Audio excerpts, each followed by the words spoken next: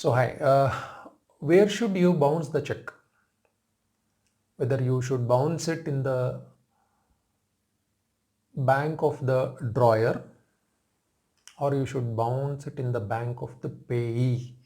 Now before understanding these terms, let me define the dictionary definitions of the meaning of the terms drawer, drawee, payee. These are the three terms that are mostly used in the check bounce language. The drawer is the person who writes the check. The payee is the person who receives the check. The drawee bank is the bank of the drawer, that is the accused. The bank of the accused is called the drawee bank. The person who writes the check is called the drawer or the accused, who also issues the check. The person in whose name the check was issued is called the payee. Okay. So therefore, drawer, drawee bank, payee. When it is a self check, the drawer and the payee are one and the same. You have an account, you write the check in your name, self check, that is called the self check. Then both the drawer and the payee are the same. The drawee bank is the payee bank also. Okay, so don't get confused with this. Now the drawer gives a check to the payee. Where can the payee present the check? If it is an account payee check, payee can present only in his bank, payee's bank. If it is a bearer check, payee has to present the check in the drawee bank. So if it is an account pay check, it has to be sent for collection. If it is a bearer check, it has to be given in the cash counter of the bank of the drawer. That's the drawee bank. So now let us hypothetically understand this situation. The drawer is located in Hyderabad.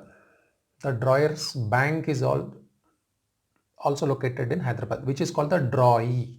Okay, the bank is called the drawee. The person who writes the check is called the drawer or the accused. Now the payee is in Chennai.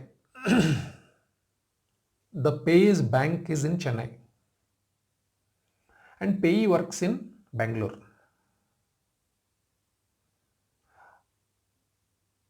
Try to understand. The drawer is in Hyderabad. The drawee bank is in Hyderabad. Payee is in Chennai. Payee's bank is in Chennai. Payee's bank account is in Chennai. Payee resides in Chennai but works in Bangalore. He maintains an today online account. You can transfer or you can receive or you can pay money in any branch all over India, even in abroad also. So if a bank is having branches all over India, you can deposit the money in any branch. You can deposit the money in Bangalore also. It comes to the account that is maintained in Chennai. In the same way, the check can be presented in Chennai if the payee is in Chennai, or the check can be presented in Bangalore in the branch of the bank, payee's bank. Suppose let us assume that the payee's bank is State Bank of India. It has branches in Chennai and it has branches in Bengaluru also. Now the payee can present the check in Bengaluru. The payee can present the check in Chennai. Here you should understand that as per the 2015 amendment, earlier it was a different story. Let us not go into that. In the 2015 amendment, it was clarified by the law, by the legislature, that wherever the check is bounced, that locality will attain the jurisdiction to file the check bounce case. Now, if the payee presents the check in Bengaluru, it will get bounced not in the presenting bank, sent for collection. The check, no matter it may be presented in Bengaluru, it comes to Chennai because the payee's account is in Chennai. So it gets bounced in Chennai. So the court in Chennai will have the jurisdiction to file the check bounce case. Now, if the payee comes to Hyderabad and presents the check in the cash counter in the capacity of a bearer check,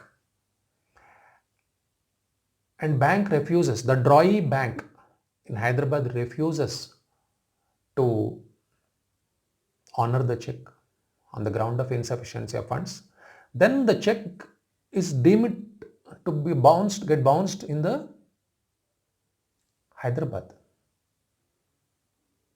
Even when the check is bounced when sent for collection, or when the check is bounced when given across the cash counter, in both accounts, you receive a check bounce memo from the bank.